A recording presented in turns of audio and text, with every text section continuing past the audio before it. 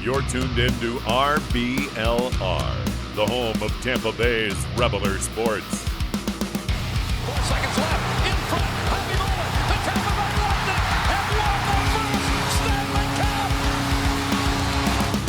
And the Tampa Bay Lightning have won the Stanley Cup. Lightning strikes twice. The Tampa Bay Lightning win their second straight Stanley Cup.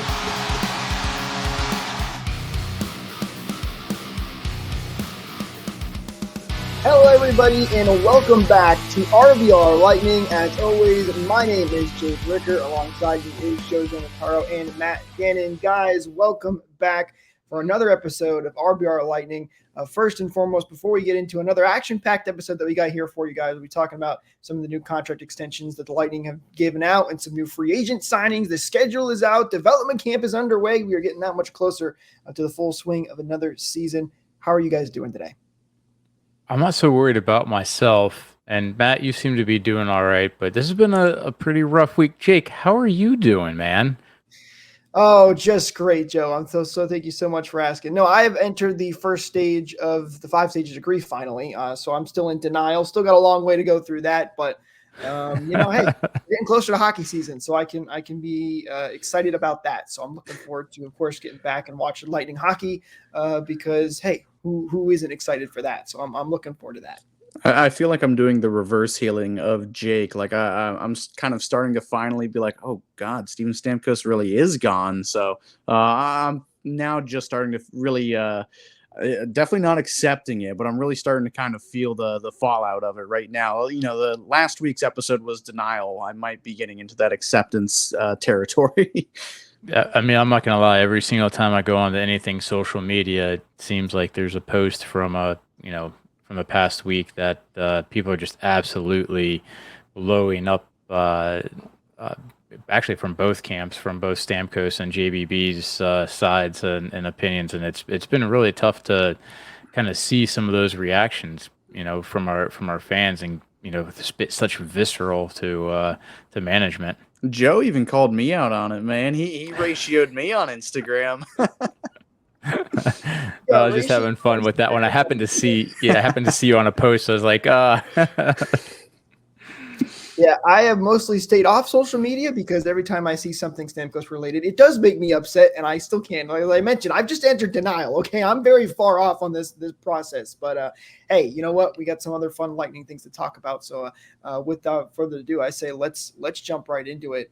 Should be a fun episode for you guys. First time tuning in, thank you so much for joining us. If you're back here again, thank you for returning. Don't forget that like and subscribe button. Really helps us out, and you won't miss out on any future episodes that come your way. All right, couple of news and notes to take care of before we get into the big stuff here.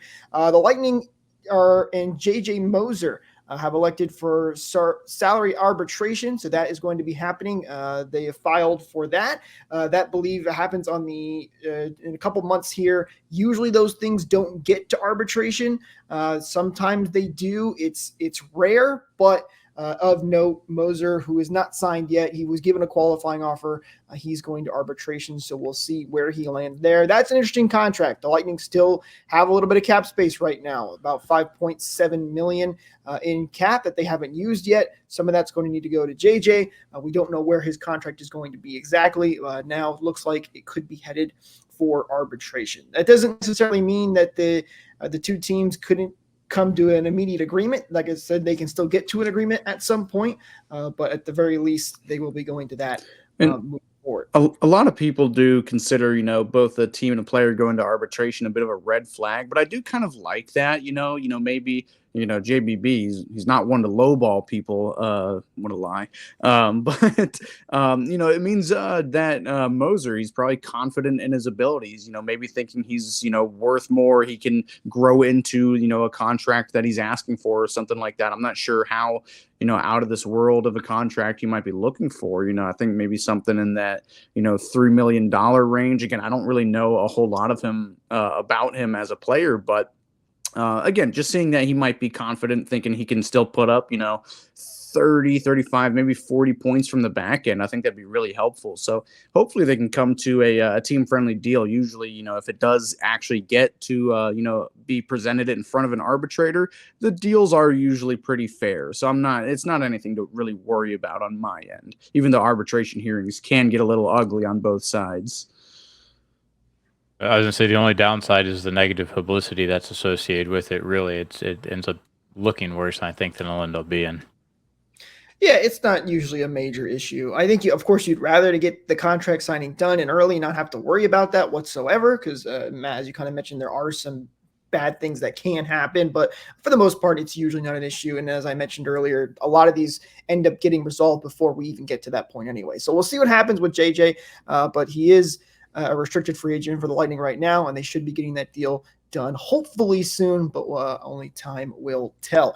We did have a schedule release come out as well for the Lightning, and Lightning put out a nice little video. I thought that was kind of fun, and kind of the theme of downtown Tampa and doing different things. Like there was some posters in the Tampa Theater. There were a couple other different things they used with the city that I thought was kind of cool. It wasn't NFL level schedule release video style, but I thought it was pretty cool. It's more than the NHL has done in the past, so that's for sure. Nothing too crazy to note with the schedule. Honestly, it's actually pretty tame, which is kind of surprising to say. There's no super long road trips or super long homestands. You do start the season off on a back-to-back, which is a little bit annoying against Carolina, but they'll be starting their season on the road in Raleigh, and then they'll be coming back home on a back-to-back to play their home opener. Couple big long breaks to note. There is about 7 days off in November, and then you do have 2 weeks off in February where the All-Star break is going to be happening. But other than that, pretty normal schedule and nothing too crazy. Anything you guys are looking forward to this season for the schedule-wise? Yeah, I'd say that it's, getting back to a little bit of Stammer news. It's, I think, October 27th, if I'm not mistaken, somewhere, between the 27th and 29th that he'll be coming back to town for his visit. And I do like the fact that it's in the very beginning portion of the season. Get that emotional hump over and done with, and then, get back to business at hand. So it's not something that's lingering there for too long. And so it's a 2-week break in February. We said they're doing the Four Nations. About 2 weeks. Okay, because they're doing the Four Nations face-off and the All-Star game this year. I'm as far as I know, the All-Star break is still set. Like I said, I haven't got into my full hockey swing yet. But is that when the Four Nations face-off is happening too? I remember at least the Olympic year they're doing the All-Star break, or one of the years they're doing it, one of the years they're not. I can't quite remember, but 2 weeks seems like a pretty extended period of time for a break. I know you're going to be playing some high-level hockey with the Four Nations face-off, but still 2 weeks seems like a good bit for a non-Olympic year. Oh, here you go. I just looked this up. NHL All-Star Weekend will not be held until the 2024-2025 season, the Four Nations face-off. So, okay. So they are doing both in 2025. Okay, so they are going to be doing both this year. So that's what you got going on in February. That's the big break there. It's about 2 weeks, give or take a few days there. But yeah, nothing too crazy with the schedule, but it is officially out. So if you want to secure your tickets for any of the players' return, like Joe mentioned, the game against Nashville for the Lightning and Stamkos, that is the 28th, by the way, in October. One other thing we should mention before we get into the signings here is the Lightning's development camp is officially underway. They had their 3-on-3 tournament that they did early on to start things off. The winner of that one was Team Andrewchuk, and the players on there was Flinton, Groshev, Harvey, Howard, and Schmidt. Big name there for me is Maxim Groshev. You guys know I'm a big fan of his. I think he could be a really bright superstar for the Lightning in years to come, but nice to see those guys winning the 3-on-3 tournament, which is always fun to check out and what's going on over there. Any notable names on that other team? Sorry, Joe.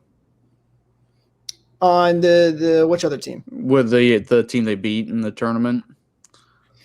Yeah, there's always a couple of guys. Dylan Duke was playing on one of the teams this year. All the guys from the draft were there this year.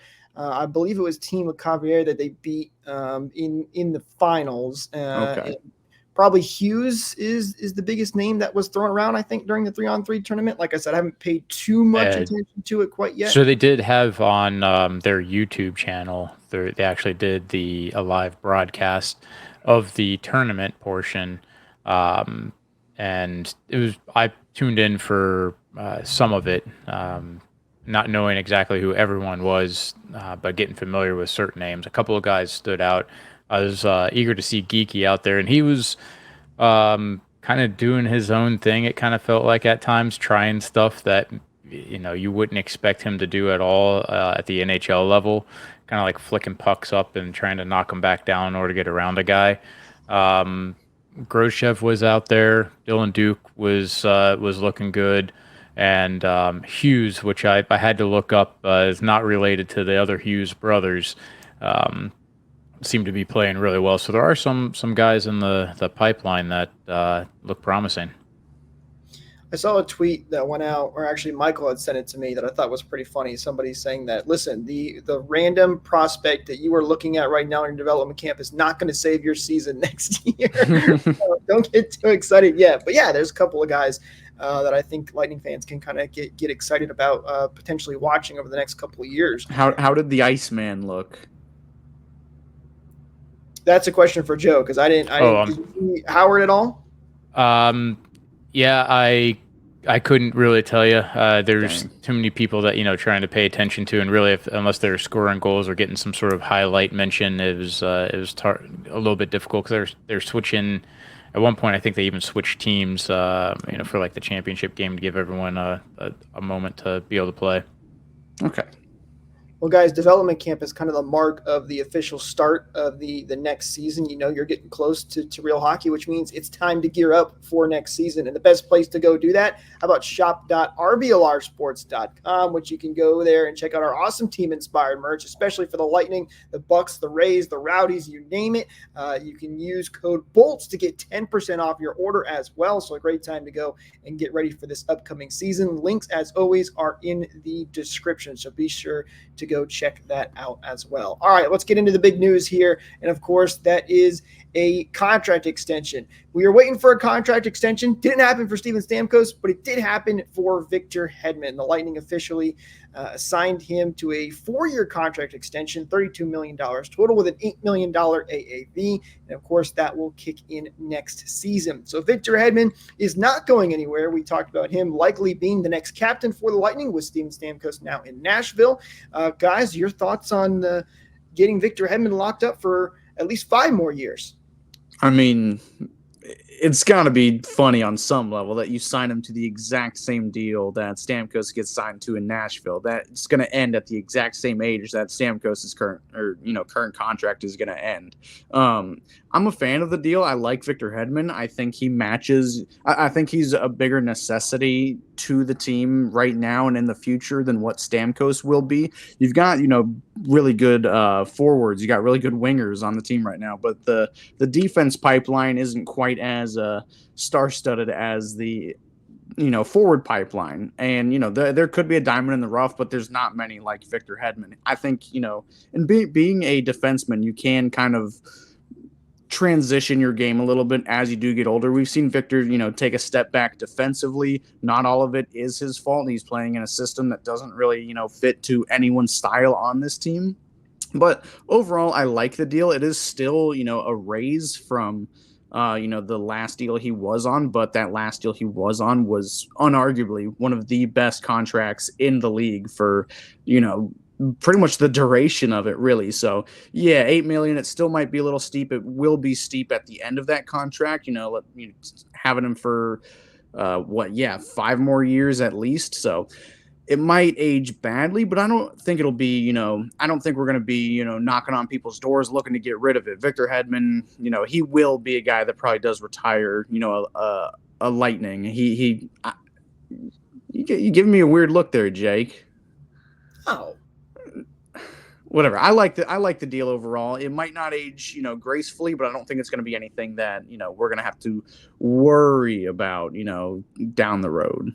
Yeah. And look, he's going to be the captain of the Lightning. You have to sign your captain to a good contract. That's what it really comes down to. There's a lot of people complaining. There's a lot of people complaining online that should have been Stamkos's money, and they're just straight up wrong. They're straight up wrong.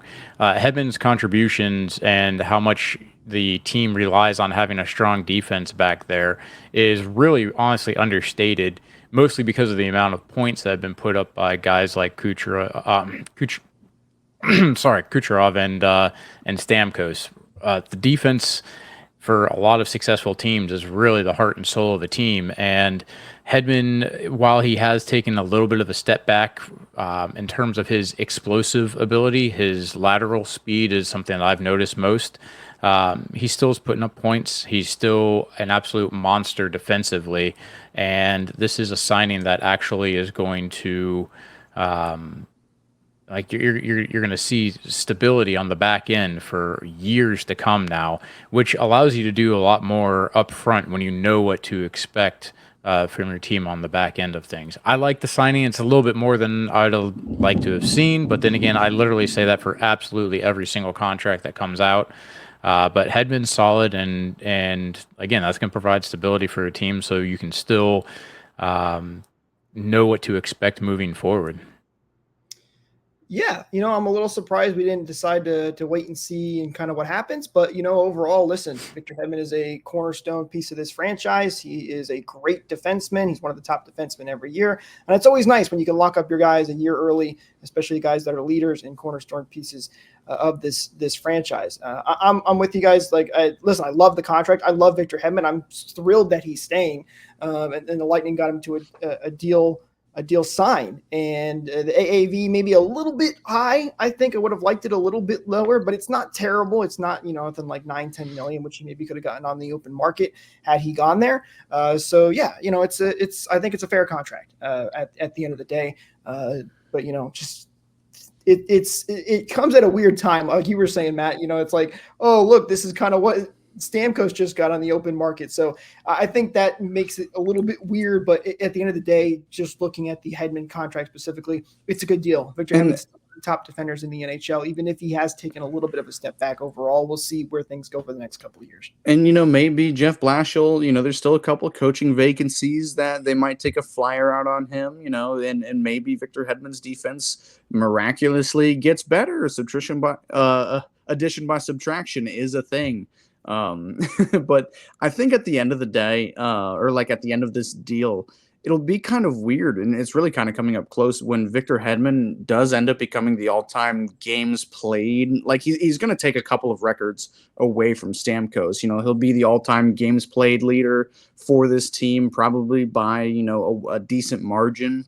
I don't know how much he has to catch up to Steven Stamkos, but still, like, it'll be kind of weird having him carry some of these records as well. At least it is to me right now. Like he's always been a little overshadowed by Steven Stamkos, but it'll take a little bit of getting used to, having him as your new franchise face, if you will, be Mr. Lightning. I know nobody's ever really going to, dethrone Steven from that position, but it still will take a little bit of getting used to, having him be the guy that is a bolt for life from start to end. Are you kidding me? I'm still not used to it. So it'll be a lot to get used to.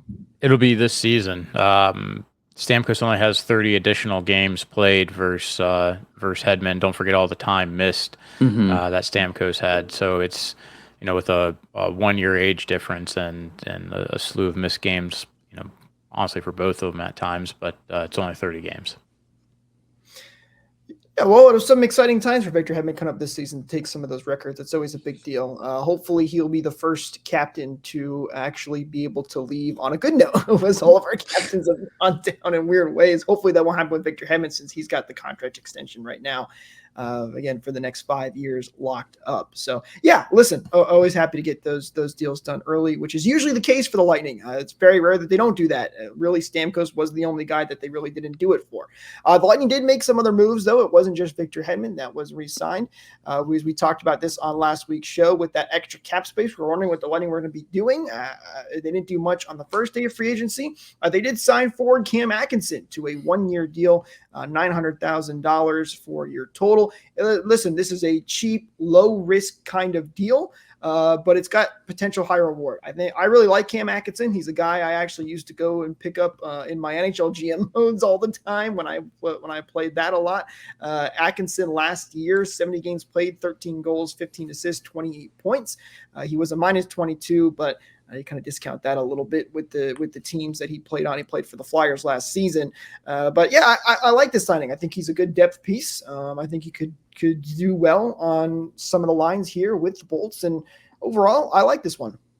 Yeah, he's a bit of a streaky player. I've always liked Cam Atkinson. He plays pretty big, but he rarely ever has a consistent element to his game. He can really wow you one game, but he can also disappear for a couple of games. I'm not trying to talk bad about the guy. I actually really do like this signing. And like you said, Jake, low risk, high reward. Sign him for $800,000. 900. It's just for 1 year, right?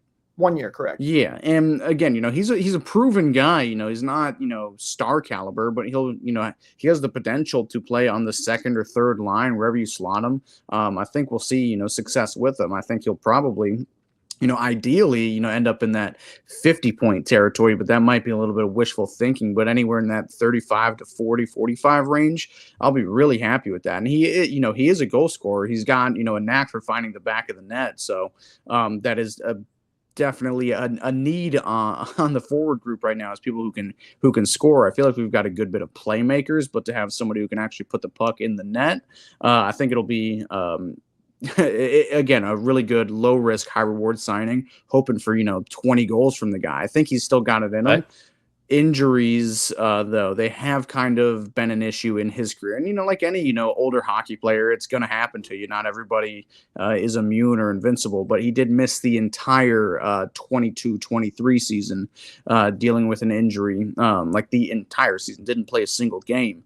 So hopefully that is behind him. Hopefully he can, settle into a third line or second line wing role. But again, I really do like this signing here. I mean, he's only 5 or 6 years removed from having a 40-goal season. 35. Yeah. Oh yeah. Do you want me to tell you what team he did that for? It was the Blue Jackets, wasn't it? It was the 18-19 Blue Jackets. Ooh. Yeah, a team that will live in infamy for all Lightning fans. Yeah, 41 goal season that season. He's 35, so he's definitely not going to be putting up numbers like that, but as a depth piece that's on your third, fourth line. My concern with him is that he's only 5'8". He's a smaller guy, and a lot of times when you have a smaller guy, they rely a lot on their speed and skill in order to be elusive and to get in. And at 35, with a little bit of injury history, he's going to be one of those. I mean, I just hope he's not like Connor Sherry. We were hoping for more, right? We were hoping for him to have been able to be a top 6 player. I just hope he doesn't end up being kind of like Connor Sherry, where he's just kind of irrelevant while he's on the ice. But I don't think he's ever used. I don't think speed has ever been a huge part of his game. Despite being 5'8", he does play bigger. I'm not saying he's playing like Matt Rempe or anything, where he's just all elbows and nothing else. But he plays big. I guess it's more Jacob Trouba. But he plays bigger than his britches. Maybe not. Yanni Gord, Mikey Asimont style, where he really punches up, but he definitely his speed's never been his thing to me. He's got a really good shot and he's got really good sense to me. So I think he'll be able to find space and create space, in other ways other than speed. But yeah, 35. I mean, that is getting up there, but I think he'll have. Yeah, the traits that you just described are exactly what the Lightning need. They've been absolutely anemic for the bottom 2 lines. So if they can be that energizer, a spark plug of sorts, that's a great signing. Mm-hmm. And I think he'll fit. Oh, sorry, Jake. But I know I've been saying second line. I still think there is a vacancy on that second line wing spot. This middle 6 is really going to be interesting to see how it shapes out. I still think there might be a deal to be made or a move to be made to really strengthen this lineup. I still think we're missing one player, but I see potential on that third line. I think I sent it in the chat the other day, him playing with Mikey Asimont and maybe Nick Paul maybe, or Anthony Cirelli in the middle. Sounds like a pretty tenacious line. Again, Cam Atkinson, he's no spring chicken, but again, he can he plays bigger than he is. And I think him and Mikey Asamont, that'll be kind of a devilish pair. Spring chicken. I always love that. Well, Joe, what you mentioned is kind of my one worry with this signing. Not that I don't like Cam Atkinson. Again, I love the signing. I like Cam Atkinson, but I worry a little bit that this is expected to be another kind of car share situation where he's going to be right now. He's in the top 6. I don't know if Lightning have plans to go get another top 6 forward, whether it's via trade or free agency. We still have some cap left over. So I don't know what the plans are there, but right now it kind of feels like he is expected to be in that top 6 role. And I don't know if that's really going to be good for him. Could he do it? Maybe, but he's getting older. And like you guys are saying, I think he's kind of that third line type of guy that can be really good for the depth. I just worry that they're going to rely on him to be a top 6 guy. That's the biggest Lightning's need right now. They haven't gone out and addressed that. Will they? Only time will tell. But that's my biggest worry with the signing right now, is that he is going to be another Connie Sherry situation where they're expecting him to be the top 6, and it just didn't quite work out that way, especially with Sherry. Well, wait and see. Unless there's plans to, bring up one of these prospects that was maybe playing in the development camp, somebody in the pipeline. Like I think we're all, again, there is a vacancy. What you got? I would say you gotta expect them to get some looks throughout the season. Anyone that was in that development camp that was showing out and seeing how they actually do in the AHL. There's always chances for somebody to come up. The trouble is, and we saw this a lot with ABB when he was on the team, is that they don't always get minutes with a top line when they get called up. They first kind of get put on a third, fourth role in order to make sure that they have good habits. And where someone like ABB, who's absolutely a playmaker, he didn't really get a lot of chances to shine in some of the stints that he played. When he did get up on the top line, he couldn't handle it. I don't want to misconstrue what I'm trying to say, but for these guys to plug into a top 6 is going to be, they're going to have to really show out.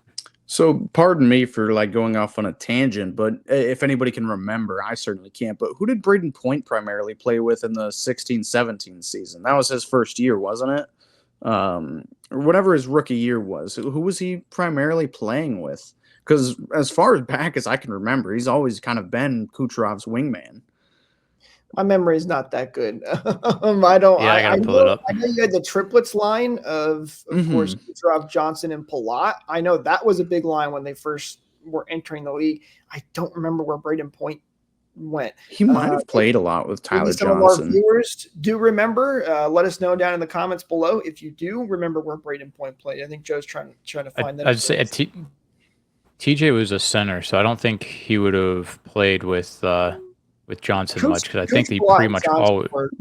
But very seldom will you have a rookie, playing full-time center at all. Even if you're a high draft pick, you're probably going to start out on the wing most of the time, wouldn't you? Not necessarily. No. I mean, it all depends on the player and the circumstance, and if he can prove himself defensively, then why not have him in a position like that?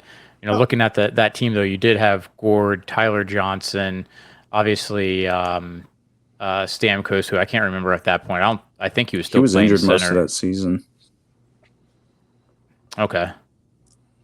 I don't know if Daily has old lines from those old seasons, but I think Joe's right. Listen, at the end of the day, a lot of those rookies are going to come up and they're going to play in the bottom 6 initially before you work your way up. It's very rare you jump right into the top 6. So I think Cam Atkinson will probably start there unless the Lightning do make another move. There has been some rumors floating around.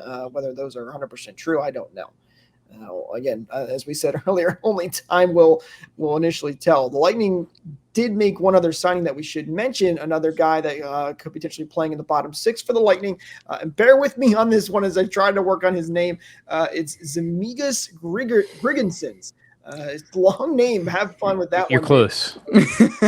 So that's one you got to kind of learn and get used to before you say it 5 times fast. But hey, it's like Greg, but the opposite of Greg.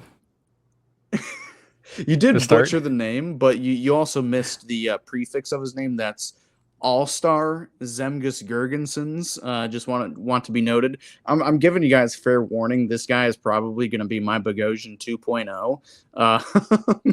And nobody will ever top Bogo, but I've always loved Zemgus Girgensons just for the memes, simply because of the memes. Him getting voted to the All-Star game some time back, but a lot of Sabres fans really do like the guy. I don't know a lot about him. He's always been, a lower in the lineup kind of guy. I guess he did, crack the top 6 and some lean years in Buffalo, but up till recently he's been, buried on the bottom 2 lines. I think he'll, I think we'll like him. I don't know enough about the guy. He's definitely on the all-time name team. I want to say he's Latvian as well. So probably the first Latvian we've had on this team in a while. Just want to make a quick note of that. But I don't know. I think we'll like him. He'll be a fine addition to that 4th line. I think that's probably where he'll spend most of his time this season. He was a first round pick, 14th overall in the 2012 draft. From what I've heard from my buddies, he's been like basically a career 3rd, 4th liner, and he just plays that role. Let's see, it looks like he averages something like 14 minutes a game. So he's not getting a ton of ice time, but he's really, really stable when he does get the ice time. So it's kind of a replacement for like Mott, I suppose. That's a good way to put it. It's somebody who, knows their role and does it well. I guess, another, Glendening or something like that, a career 3rd, 4th liner, penalty kill kind of guy. So that's always a welcome addition. I wouldn't expect a whole lot of offense from him, but still 45% face-off percentage career for his career. So not too great. Maybe he can improve that. Well, if he's going to be playing with Glendening, that's not going to be much of an issue. He's a face-off god. Yeah, in the total contract, 3 years, $2.55,850,000 of an AAV. So again, you're not really signing him for a ton. You do have the 3 years there, so a little bit of stability, but it's a relatively minor contract when it comes to cap space and all that. And I think it could be a solid bottom 6 guy. Lighting have done a good job of picking up a couple of those pieces, like you mentioned, Tyler Mott being one of them, who's now moved on from the Bolts, Glendening another one. So if he can do similar stuff to that, listen, I think that's a nice little pickup for the Lightning. Now I do want to talk about this quickly before we get ready to wrap things up here. So as I mentioned earlier at the top of the show, Lightning 5.75 left over in cap space right now. Don't know if they're going to make any more moves in free agency. Of course, free agency is still going on. There is a couple of names floating around there that are still available. But JBB, and this was from the Tampa Bay Times, I believe it was. JBB says that the team, at the end result is that we've improved our team and our odds of success, both in the short term and the long term. So do you guys think this current team is better than the team last year? If so, by how much? Because for me personally, Matt, you kind of alluded to it. I still think they need another top 6 player. I don't know how much. I think this team is a little bit better on paper than it was last year. You got guys like Ryan McDonough back, although you did lose, players like Sergachev. You did get, you did lose guys like Stamkos, and we also lost guys like Joe. His power just went out apparently. Oh no! Oh man, that's too bad. But we'll wrap up things here shortly. And so you lost guys like Stamkos, but you did get guys like, I'm blanking on Gensel. Thank you. See, look, I'm still in the denial phase that he's even here. Stamkos is gone. I cannot get ready for it. But so yeah, you did get some new guys. You lost some guys. Matt, for you, do you think this team is better going forward into this next season? It's a really hard question to answer. I'm confident. It's very hard. It's not really a fair. Yeah, I'm confident they can stay competitive. I'm just not too sure on where they might end up. Towards the end of the season, we'll see.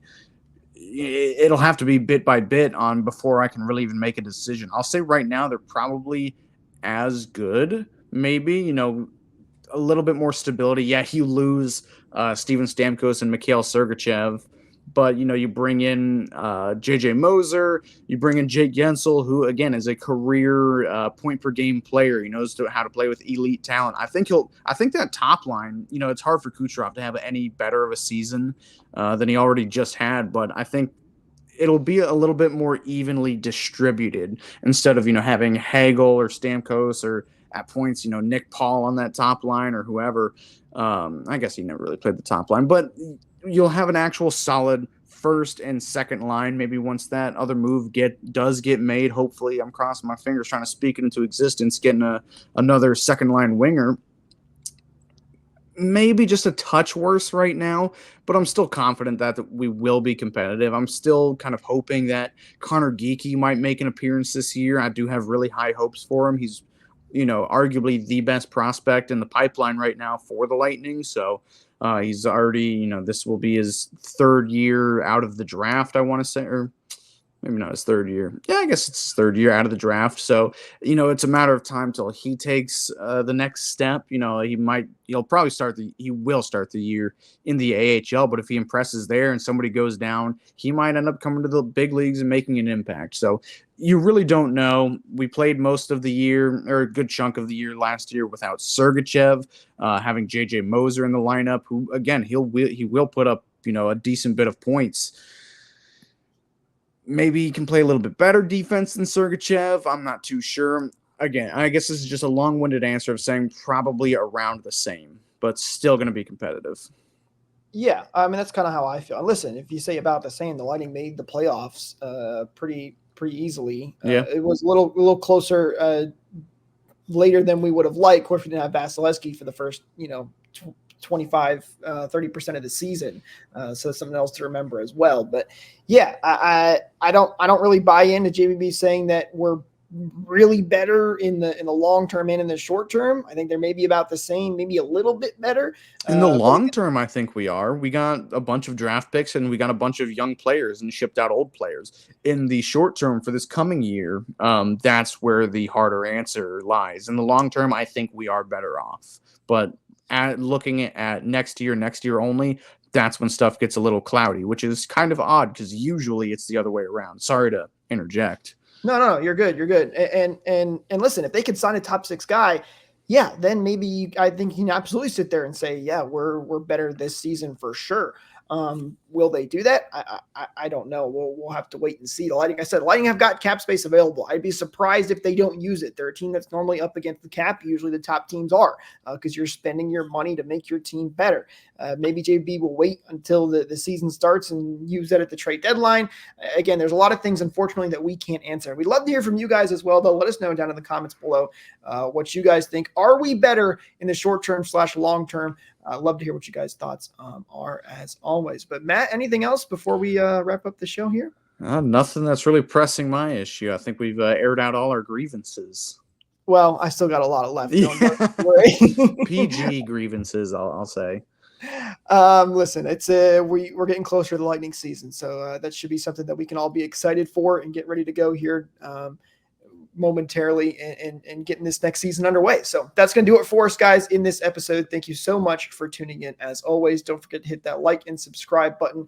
Share this video with your friends if you did enjoy it. It really helps us out, and we really do appreciate it. You can follow us at RBLR Lightning or at RBLR Sports on social media so you don't miss out on future episodes as well, and you can check out our other podcasts as well that we have here. That'll do it for us in this one. Talk to you guys next time. Go Bolts!